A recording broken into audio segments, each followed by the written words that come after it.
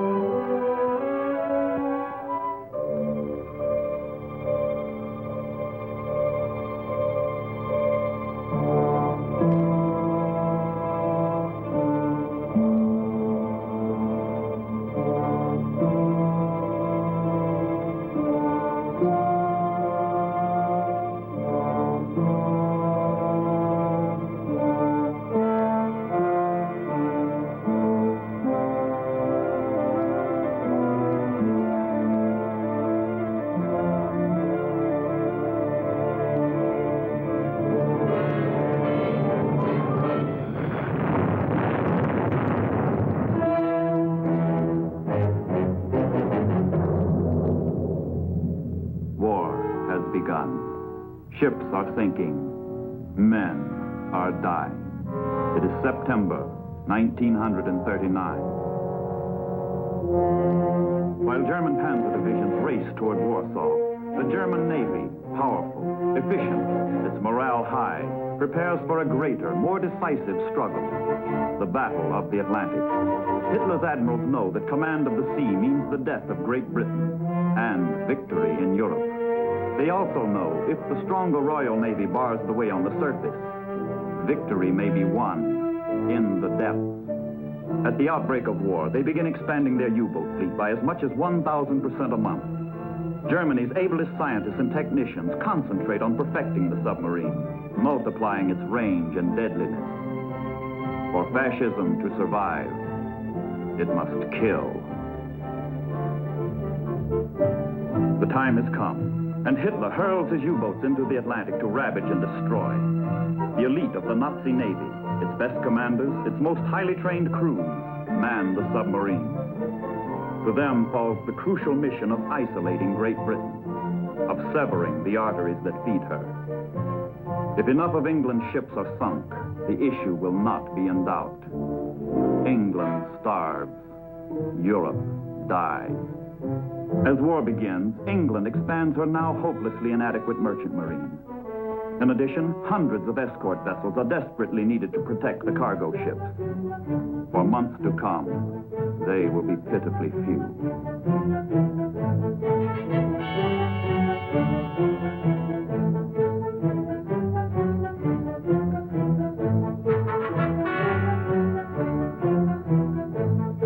Patiently, doggedly, Englishmen build the ships, which make so little showing in the statistics of naval strength. The ships without which England cannot live.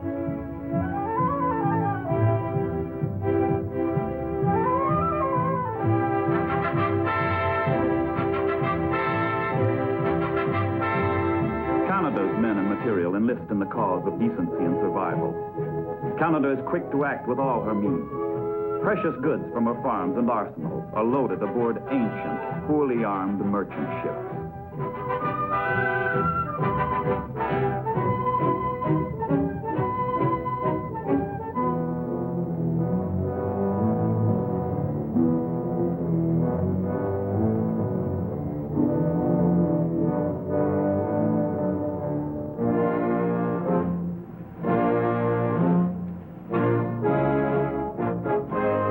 Makeshift convoy set out for the perilous crossing under the patchwork protection of converted yachts, the fishing fleet, and, if they are lucky, a ship or two of the hard-pressed Royal Canadian Navy. The sailors are sustained chiefly by the knowledge that the sea is wide and the U-boats cannot cover every mile of every route. It's a pitiful, feeble way of making war, hoping, pray to dodge the enemy.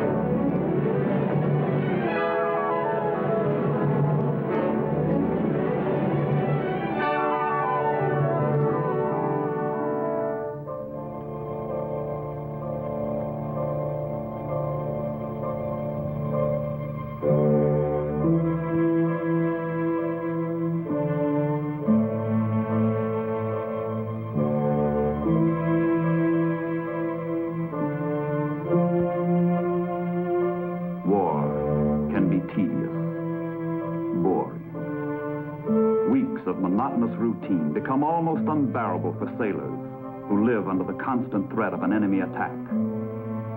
Theirs is a cruel death, should they be torpedoed. The convoy cannot stop. It must go on until it reaches England, or until it's spotted by the Germans, whose submarines are prowling, shadowing, waiting to move in for the slaughter.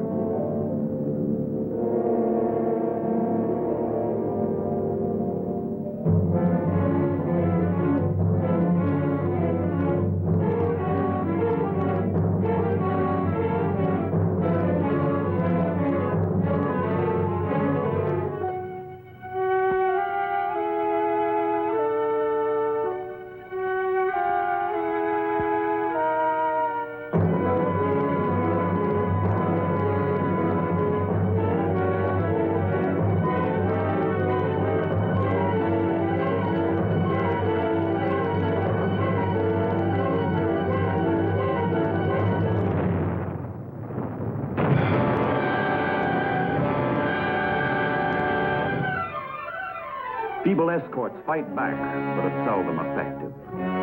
How can World War I equipment cope with World War II submarines? But the sub must be fought.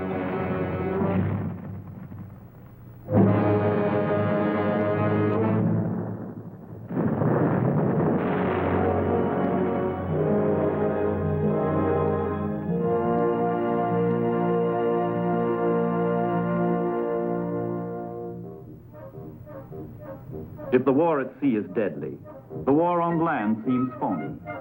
The Sitzkrieg is on, fought with propaganda balloons and leaflets, slogans and serenades.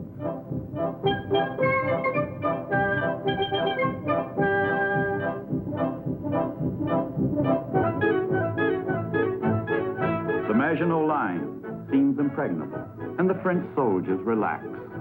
But the Germans are not dancing. Their strength is building. Their plans are laid. Hitler's finger is on the trigger.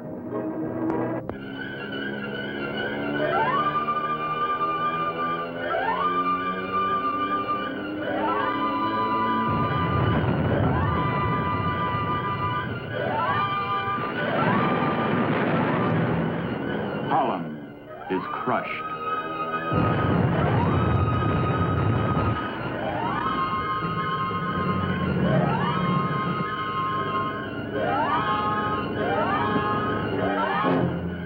Belgium is smashed.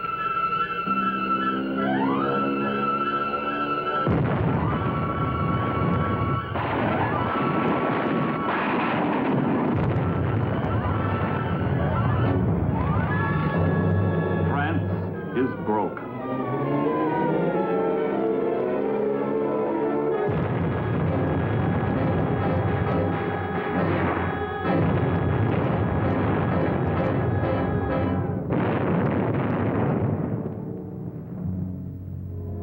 Dunkirk. What man can know that this is the prelude to England's finest hour?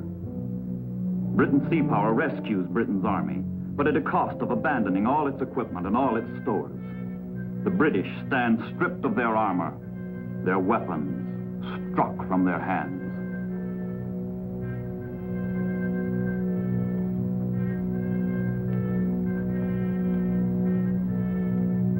It is the hour of catastrophe. It is the hour of the Brown Triumph.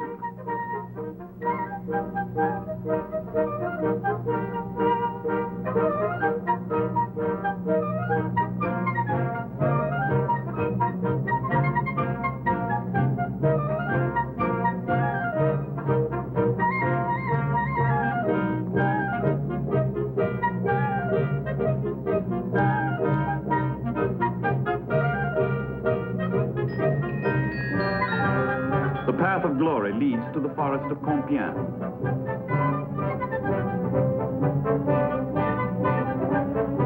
With vulgar histrionics, the Nazis staged France's humiliation in the same railway car where the Germans capitulated 22 years earlier. The French surrender, and it is Hitler's turn to dance.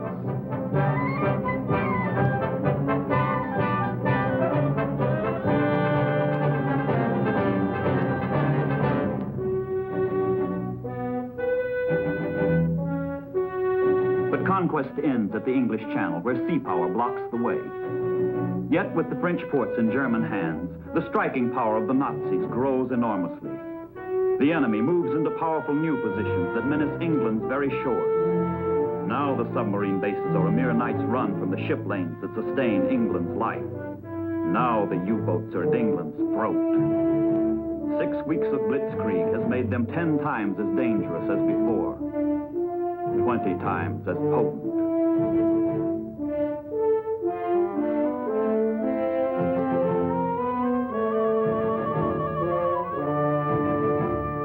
And from newly acquired air bases on England's threshold comes something new to warfare, new to history. An attempt to pound a world power into submission by bombardment from the sky. Coolly and brilliantly, the English organized their defenses, meeting the new menace with new methods. But the Nazi squadrons come over around the clock.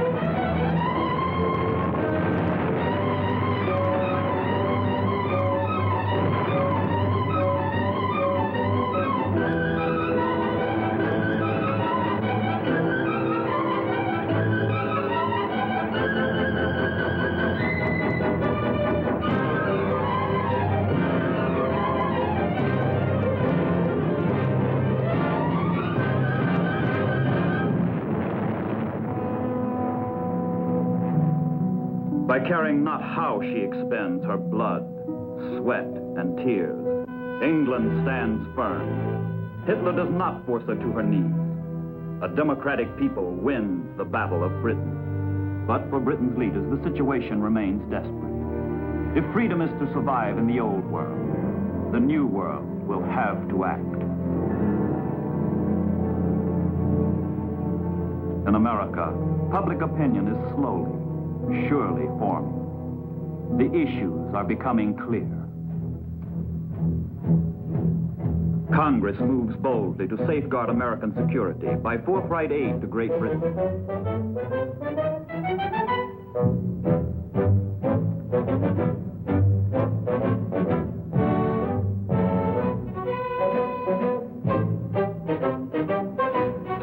The British Navy needs destroyers, needs them badly.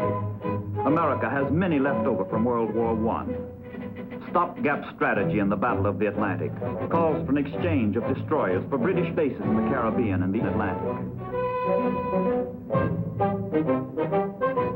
Step by step, America begins forging her armor. The absolute necessity for naval strength is demonstrated by Britain's plight. America needs not one, but two navies. One to guard the Atlantic, the other to counter aggression in the Pacific. The shipyards begin working treble ships. Merchantmen, warships, auxiliaries begin sliding down the ways in increasing tempo. All-out production becomes the goal throughout the land. The pace of preparedness quickens.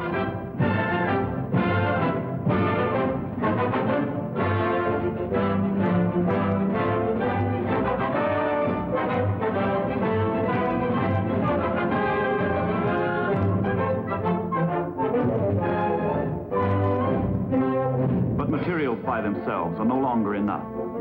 From coast to coast, the barracks go up by the thousands to receive draftees by the hundreds of thousands. Far-off areas become vital to the United States. Greenland lies at the crossroads of the North Atlantic. In May of 1940, she asked United States protection.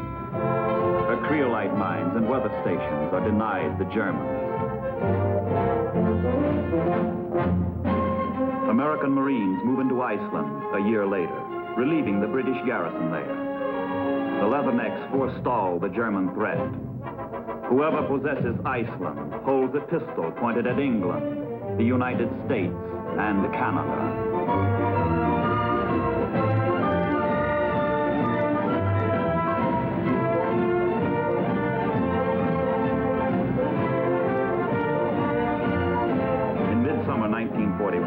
Churchill and Roosevelt meet off Newfoundland to proclaim the Atlantic Charter. The four freedoms. Freedom of speech and of worship, from want and from fear. But these are the realities that support the ideals. The ships, the men, the supplies on which all depends.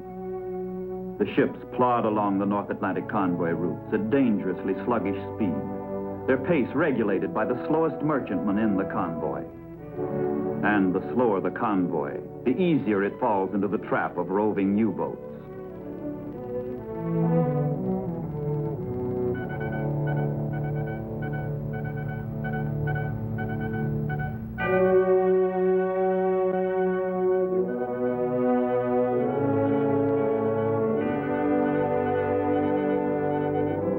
The shortest course to Europe lies across the North Atlantic.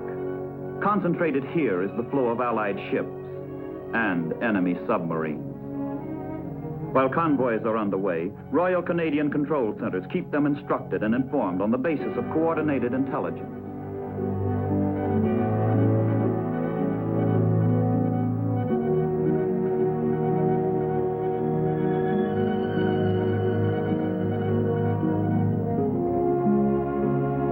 At sea, protection is weak, the menace grave.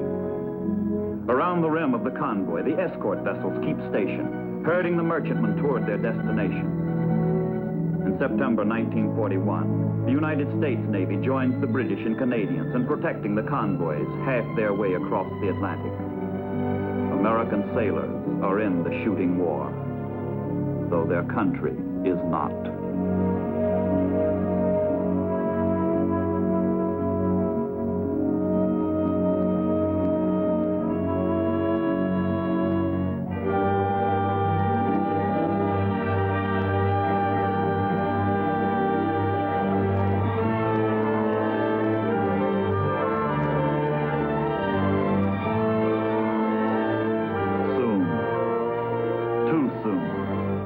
A lone U-boat spots the convoy.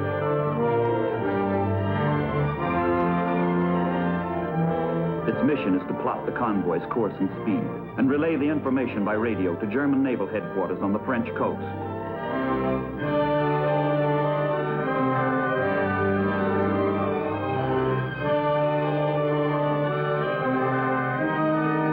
Admiral Dunnet, the genius of German submarine warfare, orders his submarines out for the kill.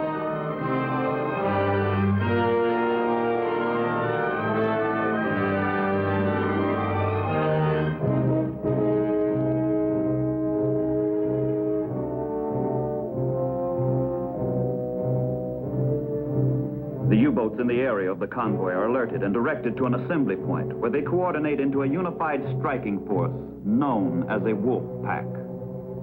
The pack rendezvous for the attack.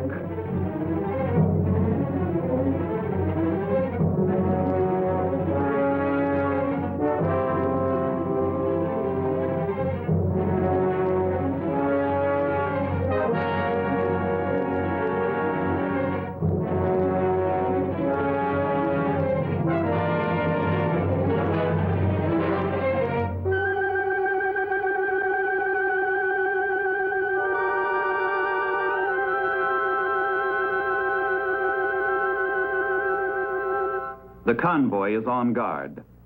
Sonar, ASDIC as the British call it, sends a sound wave into the depths, searching for a return echo from the enemy.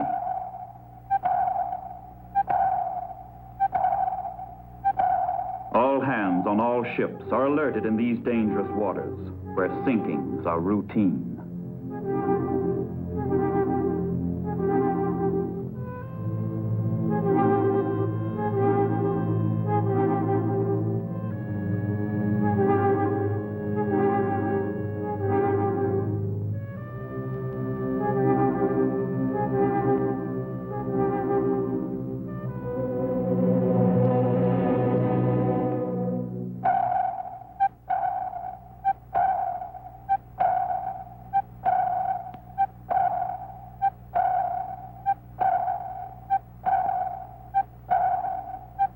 Contact. too late.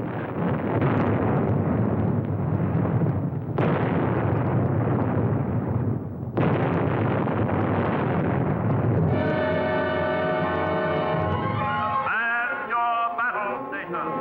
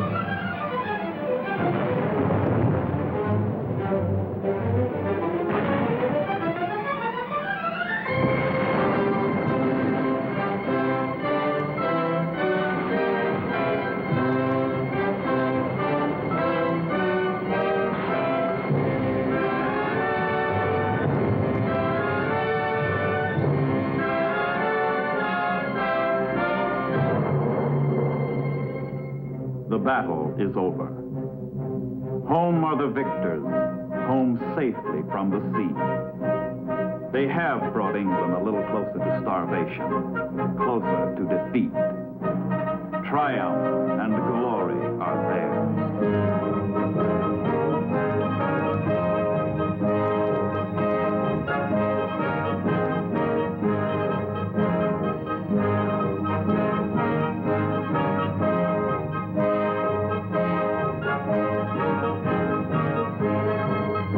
Outstanding heroes have flown to their capital, Berlin, for further celebration.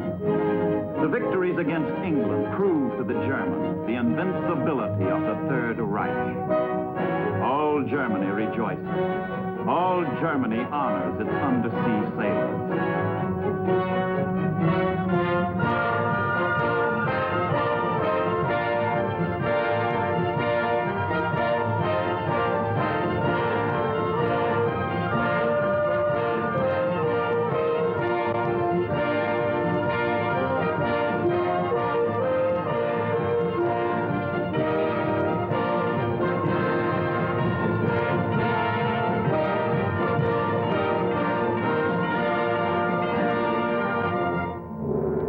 Death and destruction are the cause of the celebrations. Even before the United States enters the war, the bottom of the Atlantic is a formidable cemetery of Allied ships. But there are no tombstones in the sea, only the drifting remnants of disaster.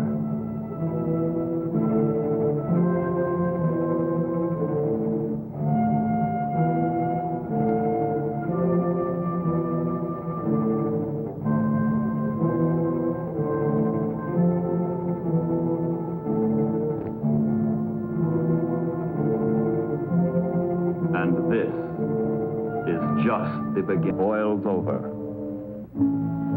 Hawaii. To Americans, an enchanting island territory 2,000 miles from the mainland. To the Japanese, Pearl Harbor, an enemy bastion.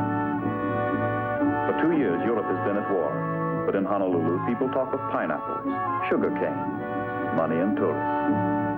The year is 1941. There is still time for one more aloha. Still time to enjoy tropical skies and sweet music, flowered leis, and the hula.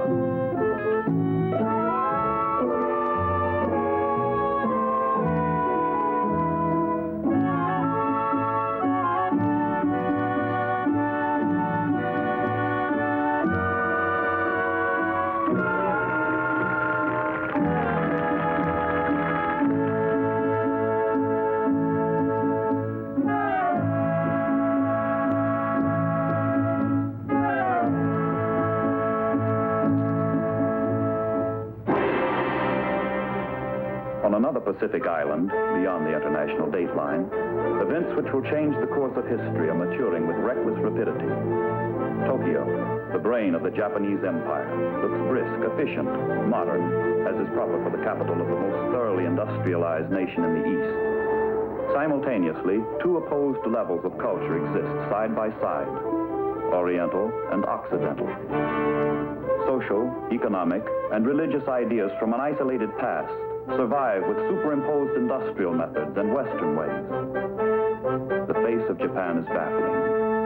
A strange mixture of the very ancient with the brand new.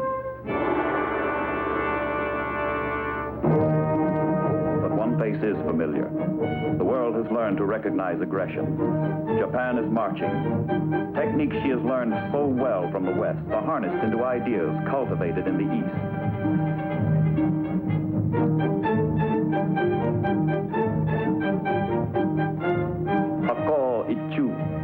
Japan's divine mission to bring the 8 corners of the world under one roof. Bushido, the sacred code of the warrior, the glory of conquest. First, Japan conquered Manchuria. Later, she struck China. Incident after incident, victory after victory, forging her new empire, the greater East Asia co-prosperity sphere. The world is beginning to catch the ominous sound of a strange new word, Banzai. But behind bright banners and arrogant words, the Japanese high command ponders a dilemma. To realize the dreams of conquest, the war machine must have the oil of Southeast Asia. Japan has none. With the European powers locked in a war of survival, America's Pacific Fleet is the major obstacle to Japanese domination of Asia and the Pacific. The ruling militarists hatch a faithful plan to eliminate the obstacle. Sink the United States Navy.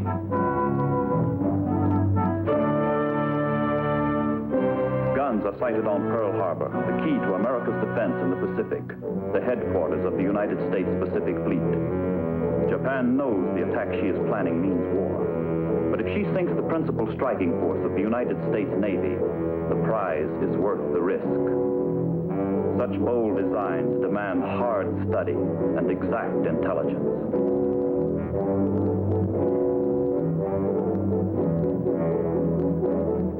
The Hawaiian Islands are scrutinized, especially Oahu, with its principal targets.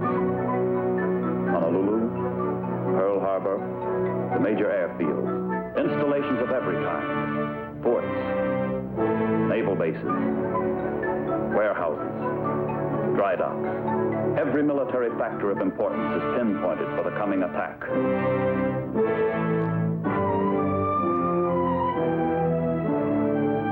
But the heart of the assault will center on Ford Island in the middle of Pearl Harbor, around which the American fleet is moored.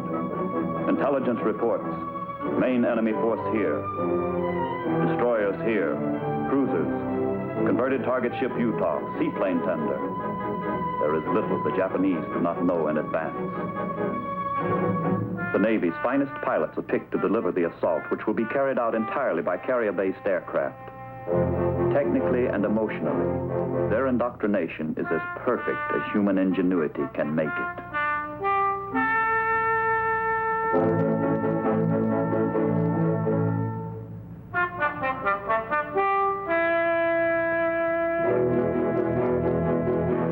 By late October 1941, dress rehearsals for the attack are secretly staged over terrain chosen for its resemblance to Pearl Harbor. Air crews hold repeated, highly realistic maneuvers, perfecting their teamwork, practicing approaches, sharpening their marksmanship. Plans and decisions become orders and action.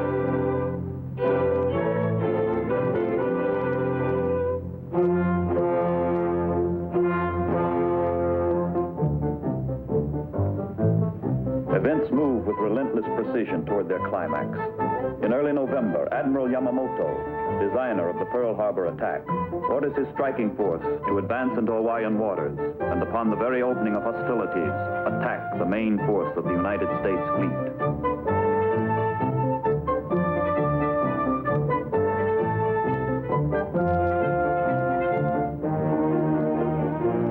On November 16th, the ships, singly and in small groups, slip out to sea to rendezvous in a hidden harbor in the remote Kuril Islands, far north of Tokyo. A week later, the Pearl Harbor striking force is assembled and weighs anchor for Hawaii, 4,000 miles and 12 days away. The task force maintains radio silence and travels a roundabout course off normal shipping lanes. Dirty weather and heavy seas help veil its progress.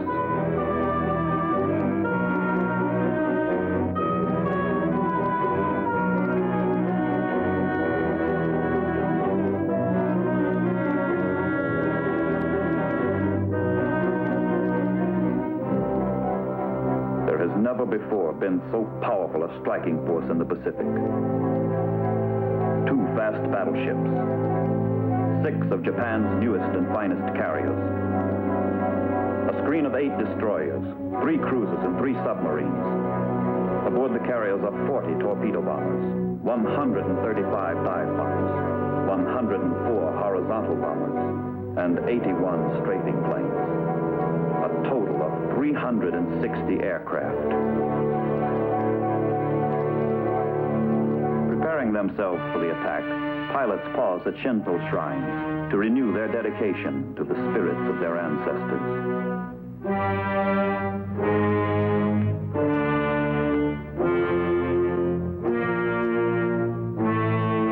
On every flight deck, pilots receive last-minute intelligence on Pearl Harbor.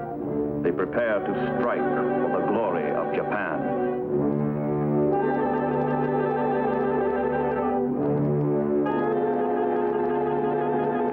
Admiral Nagumo, commander of the task force, delivers a final message from Imperial headquarters in Tokyo. Niitakayama, nobore. Climb Mount Niitaka. The code to attack.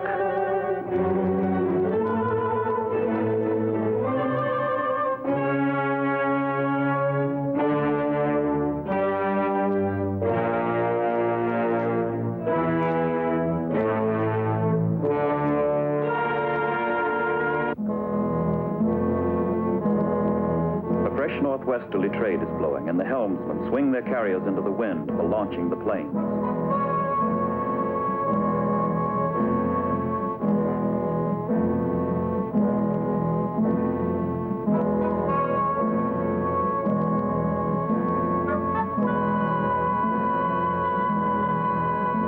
Latitude 26 degrees north, longitude 158 degrees west. The launching point.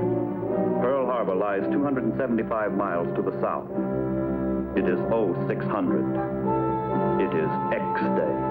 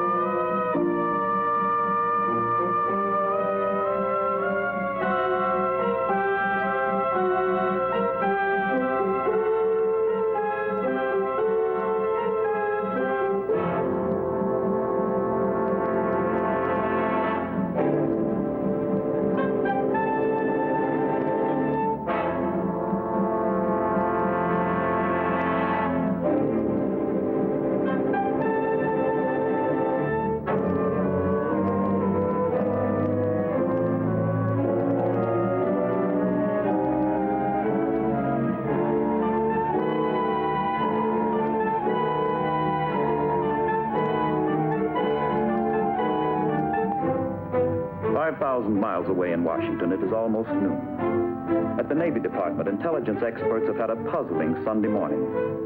Some time ago, they broke Japan's most carefully guarded code. They've deciphered a dispatch from Tokyo to the Japanese embassy. Secret instructions reject America's request for mediation in the Far Eastern crisis. Order negotiations broken off. Exactly what this means, no one knows. The State Department is uneasy. Secretary Cordell Hull awaits another crucial conference with the Japanese ambassador and a special envoy from Tokyo, scheduled for 1 o'clock. The Japanese ask for a 45-minute postponement, but there is no delay in the flight of their warplanes toward Hawaii.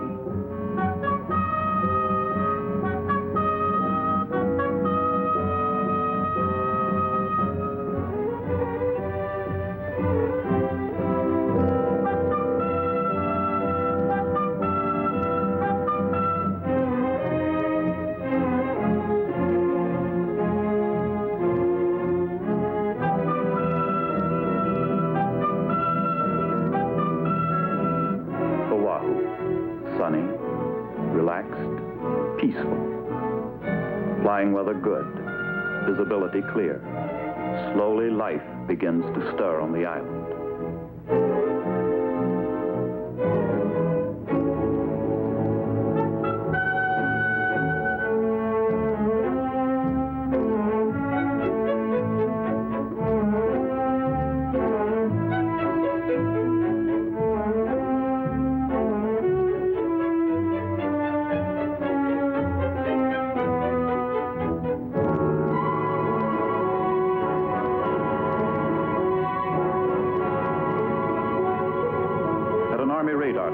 Private practices as he waits for the breakfast truck. He picks up planes approaching from the north and tracks them for a few minutes before reporting to Air Force Headquarters, Hickam Field. But the planes are thought to be American.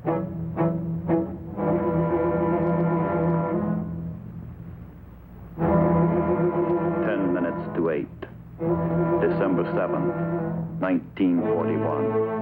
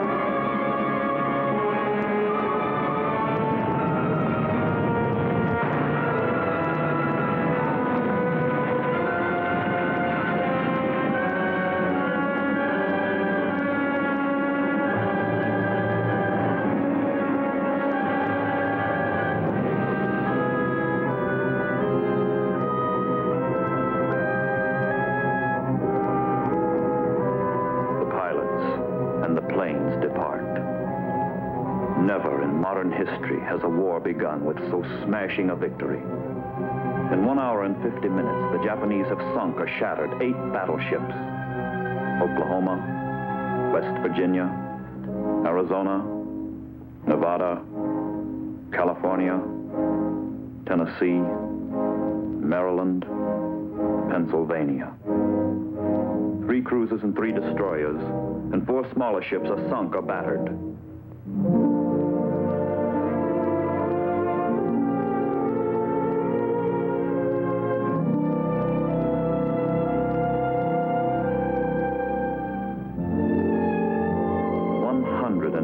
Planes and most of their hangars demolished.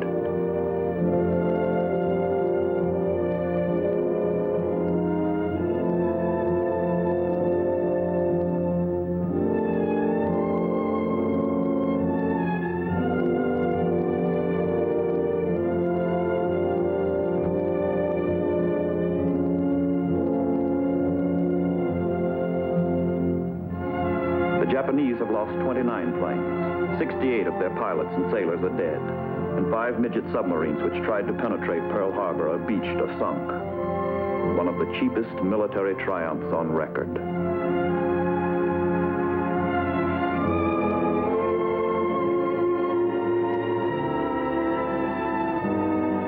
Suffering, agony, death.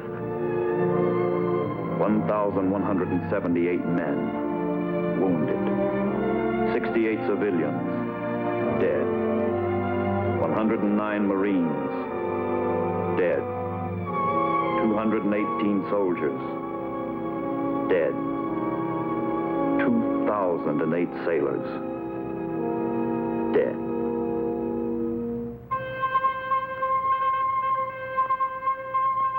In Tokyo, the government loses no time in exploiting the news of Pearl Harbor, Japan's greatest victory. With pride, an autocratic regime informs an amazed population of its newly won prize. Propaganda carries on where the bombers left off. Japan's mission is being fulfilled. The 8 corners of the world will be under one roof. The militarists have kept their promise. They have demonstrated the power of the Japanese Empire. They have done the impossible. Sunk the United States Navy.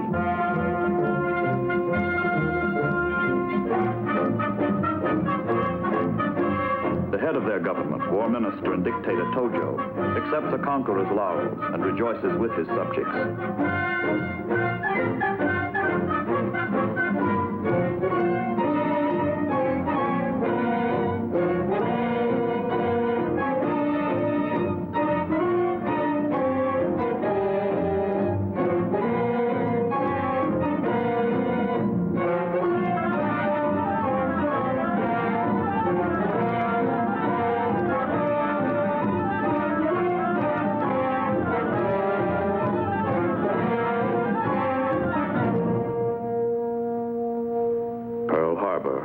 As though the Japanese propagandists are right.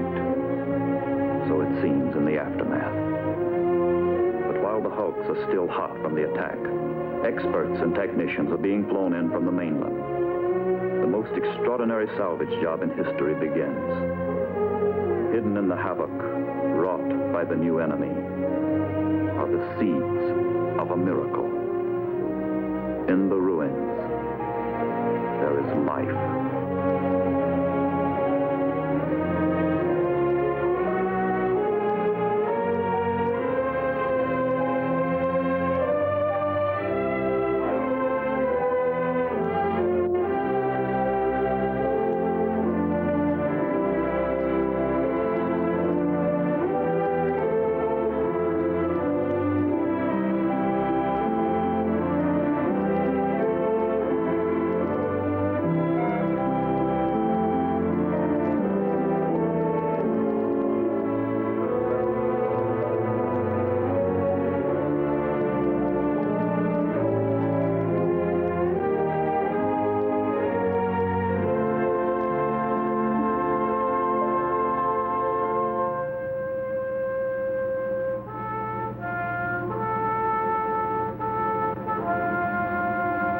With the dead lies the vision of a shattered fleet, hidden in a pall of fire and smoke, and the vengeance of the United States.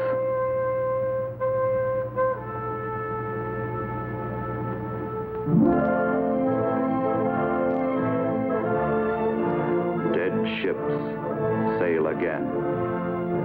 The fleet has arisen from Pearl